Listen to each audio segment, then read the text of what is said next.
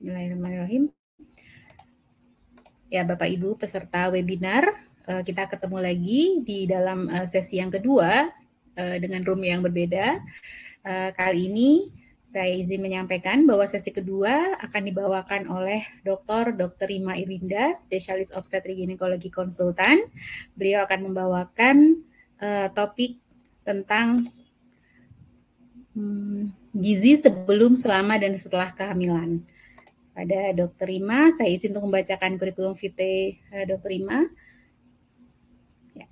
Dr. Rima menempuh pendidikan di Fakultas Kedokteran Universitas Indonesia tahun 1997 dan lulus tahun 2003. Kemudian melanjutkan spesialis obstetrik dan ginekologi masih di FKUI pada tahun 2005 dan selesai tahun 2009. Selanjutnya beliau melanjutkan spesialis 2 fetal maternal medicine. Fetal maternal medicine training masih di FKUI. Selanjutnya menempuh program doktoral di FKUI dan beliau juga salah satu peserta fellowship dari Australia Award Fellowship di University of Sydney. Working experience atau pengalaman kerja beliau saat ini adalah staf akademik di Departemen Obstetrik Ginekologi Fakultas Kedokteran Universitas Indonesia. Kemudian berbagai pengalaman training dan organisasi Dr. Rima tidak diragukan lagi tentunya karena beliau juga sering tampil, sering memberikan edukasi baik kepada masyarakat maupun kepada sejawat tenaga kesehatan lainnya. Kepada Dr. Rima, saya persilakan untuk memaparkan topik yang akan disampaikan tentang gizi sebelum, selama, dan setelah kehamilan selama 20 menit. Silakan Dr. Rima. Terima kasih Dr. Ervi. Sebelumnya saya ucapkan terima kasih atas diberikan kesempatan untuk presentasi pada sore ini. Judul yang diberikan ke saya adalah nutrisi sebelum dan selama kehamilan. Apakah sudah terlihat slide saya? Ya, sedang loading Dr. Rima, nggak apa-apa. Memang memerlukan waktu. Baik. Beberapa menit. Ya, sekarang sudah Dr. Rima. Baik, sudah slideshow ya dok ya? Sudah. Baik. Silakan dok. Ya, saya ucapkan terima kasih juga kepada partisipan yang sudah hadir pada hari Sabtu sore. Seperti kita ketahui bahwa 1000 hari pertama kehidupan itu adalah masa dari konsepsi dan 2 tahun usia setelah lahir. Mungkin tadi Prof. Endang juga sudah menyebutkan mengenai hal ini. Dan pada sore ini terutama saya akan menekankan apa-apa saja yang dibutuhkan selama intrauterin. Dan 1000 hari pertama kehidupan ini merupakan periode yang sangat penting terutama untuk pertumbuhan dari janin dan juga bayi dan juga untuk perkembangan dari saraf atau neurodevelopment-nya. Salah satu yang berperan di 1000 hari pertama kehidupan ini adalah nutrisi maternal, baik pada saat prakonsepsi, pada saat selama kehamilan, dan juga pada saat menyusui, yang berhubungan nantinya terhadap perkembangan janin dan juga luaran jangka panjang bayi yang dilahirkan tersebut. Yang pertama kali memprakarsai ide bahwa lingkungan intrauterin berpengaruh kehidupan di masa yang akan datang adalah David Barker, yang dikatakan sebagai Barker Hypothesis pada tahun 1990, yang kita kenal sebagai Developmental Origins of Health and Disease atau DOHAD. Lalu kemudian pada tahun 2019 dikembangkan lagi oleh Vandenberg yang mengungkapkan mengenai Developmental Origins of Behavior, Health and Disease, dan dikatakan bahwa otak itu sangat rentan terhadap lingkungan yang suboptimal di dalam intrauterin. Dari hipotesis Barker maupun Vandenberg mengenai DOHAD dan DOPHAD bisa diketahui di gambar ini bahwa lingkungan intrauterin yang tidak optimal seperti adanya hipoksia pada janin, plasenta yang tidak sufficient atau katakan insufisiensi plasenta, maternal undernutrisi ataupun overnutrisi termasuk salah satunya defisiensi mikronutrien, adanya anemia pada janin ataupun resiko maternal yang lain akan mempengaruhi fetal programming yang nantinya akan mempengaruhi perkembangan dari organ-organ yang terbentuk pada saat intrauterin, misalnya salah satunya adalah otak yang akan mempengaruhi neuropatologi, bisa mempengaruhi ginjal dan juga sistem kardiovaskular yang resiko nanti pada saat di kemudian hari bayi ini pada saat mungkin usianya tidak terlalu tua, resiko untuk terjadi penyakit kardiovaskular seperti hipertensi, penyakit jantung seperti coronary heart disease ataupun heart failure, dan juga karena berpengaruh terhadap hati dan juga pankreas, resiko terjadinya diabetes, dislipidemia, dan obesitas. Sedangkan yang ditambahkan oleh Van den Berg ini adalah neuropatologi seperti ada gangguan neurobehavior, mungkin mulai dari gangguan adaptasi, atau autism atau attention deficit hyperactive disorder, maupun juga gangguan kognitif atau intelijensia, dan stroke itu juga dipengaruhi oleh lingkungan intrauterin. Vigo adalah organisasi obstetri dan ginekologi dunia. Pada tahun 2015 mengeluarkan suatu jurnal yang mengatakan bahwa kita perlu berpikir pertama kali tentang nutrisi pada mulai dari dewasa, prakonsepsi, dan juga pada maternal. Karena kenapa kita perlu tentang nutrisi? Karena ini merupakan salah satu yang bisa kita koreksi dari awal.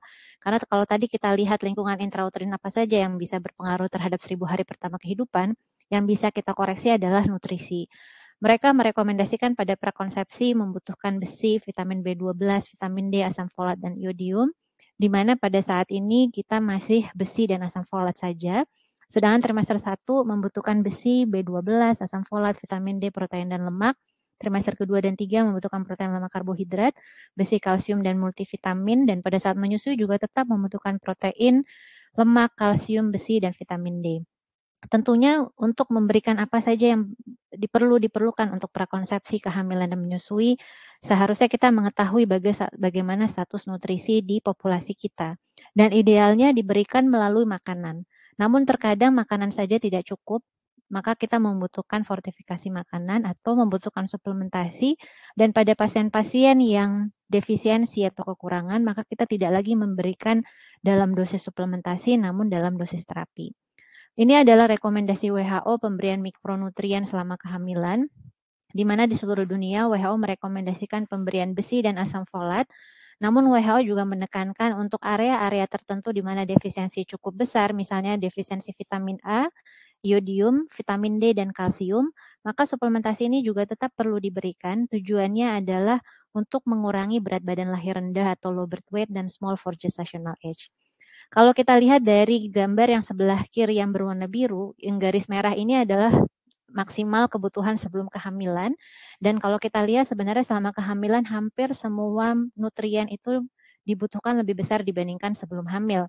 Baik dari karbohidrat, protein, dan juga vitamin A, terutama yang kalau misalnya kita lihat lebih di sini adalah besi, dan juga asam folat dan vitamin B6.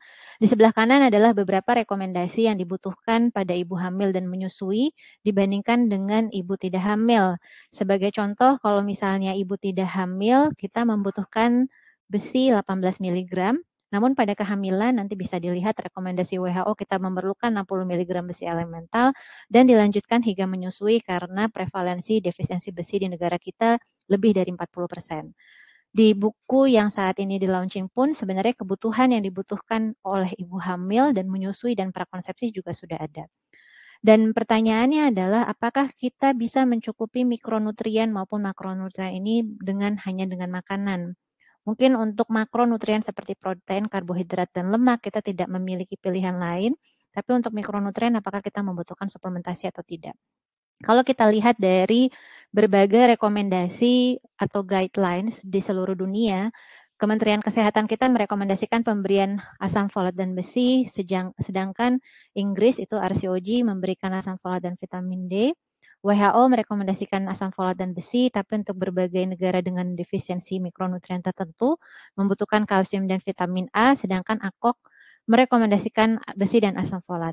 Namun yang kelebihan dari ACOG adalah pasien juga dilakukan screening mengenai dietnya dan mereka memberikan vitamin sesuai kecukupan dari diet mereka masing-masing. Dan mungkin menurut saya ini adalah ideal, kita tanyakan dulu bagaimana dietnya dan kalau memang ada kekurangan, maka kita memberikan suplementasi sesuai dengan kekurangan tersebut. Jadi yang perlu dinilai komposisi dietnya, bagaimana aktivitas fisik pasien, indeks massa tubuh terutama untuk mengetahui berat badan sebelum hamil untuk menentukan berapa kenaikan berat badan selama kehamilan, apakah ada anemia atau tidak, dan apakah ada defisiensi mikronutrien yang lain. Kapan kita memerlukan nutrisi? Sebenarnya mulai dari prakonsepsi, karena nutrisi tadi juga akan berpengaruh terhadap fertilitas, baik fertilitas laki-laki ataupun fertilitas perempuan, dan apabila ada defisiensi mikronutrien, ini akan menyebabkan antioksidan yang kurang dibandingkan radikal bebas yang akan menyebabkan peningkatan dari stres oksidatif. Peningkatan dari stres oksidatif ini atau terjadinya stres oksidatif pada laki-laki akan berpengaruh terhadap fungsi sperma, akan mempengaruhi atau terganggunya spermatogenesis, juga akan menyebabkan endometriosis dan polycystic ovarian syndrome pada wanita, dan juga bisa menyebabkan anovulasi dan infertilitas tuba. Lalu kemudian antioksidan apa saja yang didapatkan dari beberapa mikronutrien? Sebenarnya bisa diproduksi sendiri oleh tubuh kita, namun kalau secara yang didapatkan dari luar, maka bisa didapatkan dari beberapa vitamin sebagai contoh folat, vitamin A, vitamin B, C, D, dan E, dan juga karotenoid seperti beta-karoten dan juga polifenol itu merupakan salah satu antioksidan. Dan berbagai mineral lain seperti zinc, koper, mangan, magnesium, dan selenium juga bagian dari antioksidan selain koenzim Q, glutathione, dan karnitin. Ini berbagai mikronutrien yang dibutuhkan mulai dari prakonsepsi, karena kebanyakan ibu hamil itu kan datang pada saat terlambat haid, artinya kurang lebih 2-3 minggu setelah fertilisasi. Dan sebelum terjadi fertilisasi ada beberapa mikronutrien yang dibutuhkan, dan apabila ada defisiensi di salah satu mikronutrien ataupun makronutrien tersebut, maka resiko untuk terjadi infertilitas, artinya tidak terjadi fertilisasi, resiko adanya aneuploidi, maka beresiko untuk menyebabkan kelainan organ pada janin, dan beresiko menyebabkan keguguran atau menyebabkan preeklamsi, kelahiran preterm, dan juga pertumbuhan janin terhambat. Ini kalau kita lihat dari gambar sebelah kiri, kita bisa melihat bahwa perkembangan jantung dan otak, heart dan CNS ini terjadi 2 minggu setelah fertilisasi.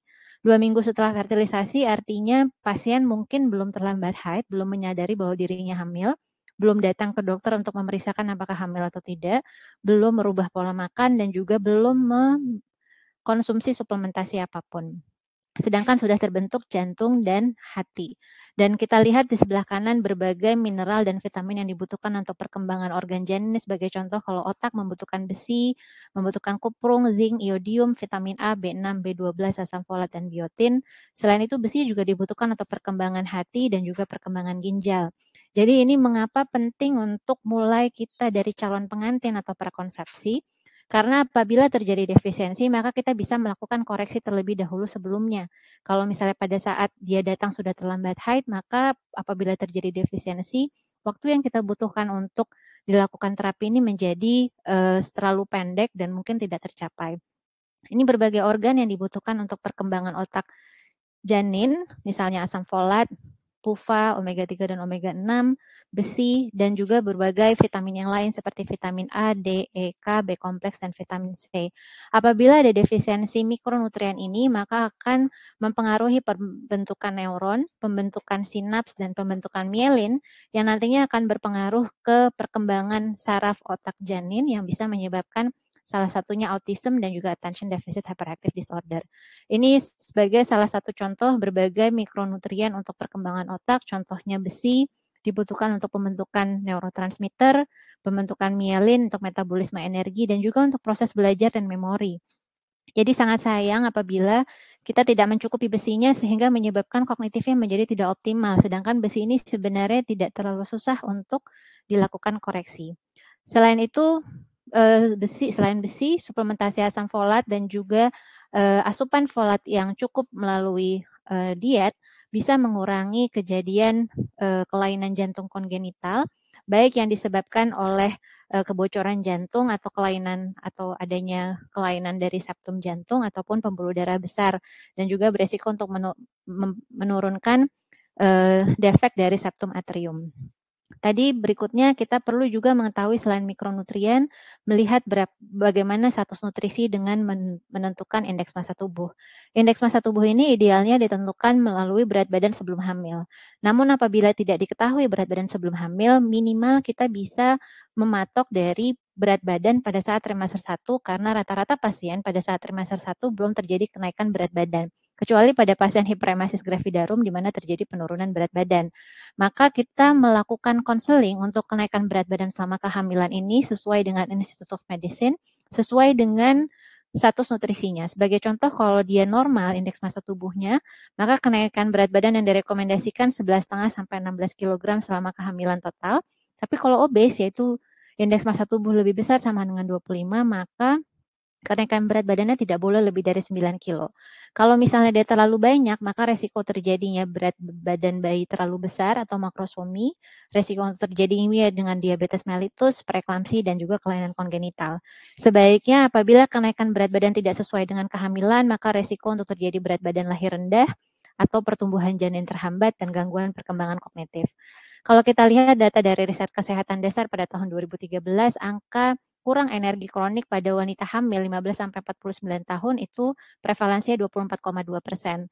Namun ternyata kalau kita lihat angka obesitas pada wanita hamil, pada wanita dengan indeks massa tubuh lebih besar sama dengan 25, ini lebih besar dibandingkan kurang energi kronik. Jadi sekarang kalau kita lihat orang Indonesia lebih banyak yang obesitas dibandingkan yang kurang energi kronik, di mana prevalensinya 32,9%.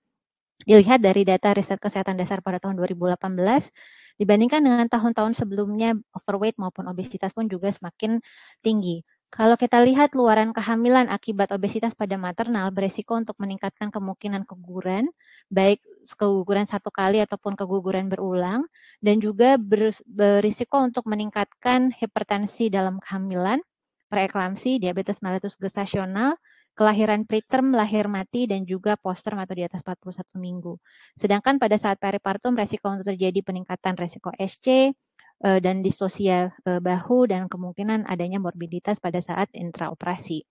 Obesitas juga berhubungan dengan luaran bayi yang dilahirkan ini untuk jangka panjangnya, di mana obesitas pada ibu beresiko untuk mengganggu pertumbuhan janin dan juga plasenta yang nantinya meningkatkan resiko bayi ini di kemudian hari hipertensi, kelainan kardiovaskular, obesitas, resistensi insulin dan diabetes, asma, autism, dan ADHD. Jadi kalau kita lihat prevalensi ibu hamil 38%, hati-hati mungkin riset kesehatan dasar pada 5 tahun kemudian, berarti artinya tahun 2023 kita bisa mendapatkan angka penyakit tidak menular seperti hipertensi, diabetes mellitus akan cenderung meningkat karena obesitas yang semakin banyak. Kadang-kadang kita berpikir bahwa seorang yang obesitas itu mikronutriennya juga berlebihan, namun kenyataannya ibu-ibu yang obesitas mikronutriennya banyak mengalami defisiensi. Sebagai contoh, vitamin E yang obesitas itu pada ibu adalah yang warna hitam sebelah kiri, yang ibu-ibu tidak obesitas yang tengah nomor 2, sedangkan yang tali pusat obesitas yang warna 3 dan ibu tidak obesitas yang warna abu-abu yang paling akhir. Kalau kita lihat di sini, baik vitamin E, vitamin B6, asam folat, dan vitamin C terdapat perbedaan antara ibu yang obesitas dibandingkan yang tidak obesitas, di mana yang obesitas mikronutrien ini cenderung lebih rendah dibandingkan yang tidak obesitas. Begitu pula vitamin D pada ibu-ibu yang indeks massa tubuhnya semakin besar, maka defisiensi vitamin D pada ibunya semakin tinggi, begitu pula vitamin D pada neonatusnya.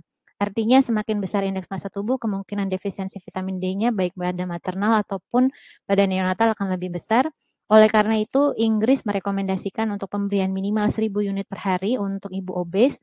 Tapi kalau defisiensi, artinya ditemukan serum di maternal itu kurang dari 30 nanogram per desiliter, pemberiannya 2.000 sampai 4.000 unit per hari atau 20.000 unit per minggu karena obesitas membutuhkan vitamin D yang lebih banyak dibandingkan yang tidak obes.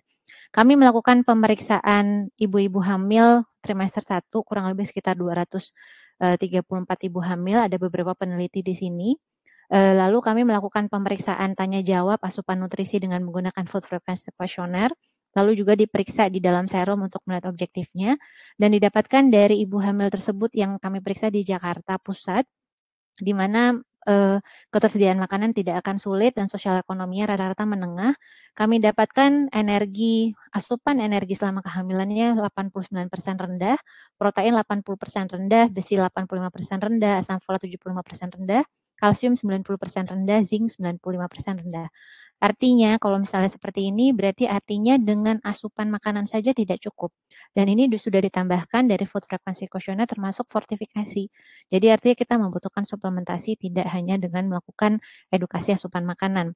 Lalu dilakukan pemeriksaan di dalam darah dan didapatkan zinknya 81% rendah, vitamin A 69% rendah, dan vitamin D juga 99% rendah. Artinya kalau kita dapatkan defisiensi tidak cukup hanya memberikan dosis suplemen, artinya untuk memaintain kebutuhannya selama kehamilan, tapi kita membutuhkan dosis yang lebih tinggi. Sebagai contoh vitamin D lebih dari 1000 international unit. Vitamin E pun juga didapatkan 40% rendah. Selain itu kami juga melakukan pemeriksaan PUFA omega 3 dan omega 6 pada pasien-pasien tersebut dan didapatkan baik omega 6 maupun omega 3 DHA dan juga EPA didapatkan rendah seperti omega 6, linoleic acid 74% rendah, arachidonic acid 85% rendah, dan juga ALA dan juga DHA-nya pun hampir 80% rendah. Dan ini juga berhubungan dengan kelahiran preterm dan juga preeklamsi. Kami sudah melakukan penelitian juga pada ibu-ibu dengan preterm dan preeklamsi berhubungan dengan DHA dan EPA yang rendah. Bagaimana dengan besi selama kehamilan? Sebenarnya selama kehamilan dibutuhkan besi per harinya 30 mg, namun yang dibutuhkan untuk absorpsi itu 0,8 mg per hari pada saat trimester 1, dan pada saat trimester kedua 4-5 mg, dan pada saat trimester ketiga 6 mg per hari.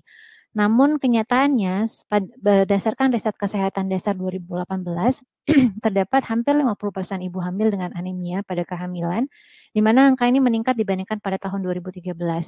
Meskipun 73% ibu-ibu ini sudah mendapatkan suplementasi besi. Dan seperti kita ketahui, anemia pada kehamilan beresiko terjadi kelahiran preterm, berat badan lahir rendah, stillbirth, dan juga akan mempengaruhi perkembangan neurodevelopment. Ternyata dari 73, ya silakan Dok. Maaf, waktunya 3 menit lagi Dokter Ima. Terima kasih Dokter Ima. 3 menit, baik Dok. 73% yang mendapatkan besi, hanya 38% yang mengkonsumsi 90 butir tablet besi tersebut. Rekomendasi dari WHO adalah mendapatkan 60 mg besi elementer selama kehamilan hingga 3 bulan postpartum karena prevalensi di negara kita lebih dari 40%. Asam folat juga merupakan rekomendasi Kemenkes dan dari intake yang kita lakukan juga rata-rata rendah, dan yang direkomendasikan adalah 400-800 mikrogram. Dan ini mungkin saya skip, mungkin nanti akan ada beberapa pertanyaan. Sedangkan kalsium juga rata-rata rendah, sedangkan ibu hamil membutuhkan minimal 1.300 mg per hari, dan rekomendasi WHO untuk mencegah preeklamsi membutuhkan 1.500 sampai 2.000 mg per hari. Vitamin D suplementasi dibutuhkan untuk mencegah preeklamsi, DMG, perdarahan postpartum, kelahiran preterm, dan berat badan lahir rendah. Ini mungkin 3 slide saya nanti bisa ditemukan di buku.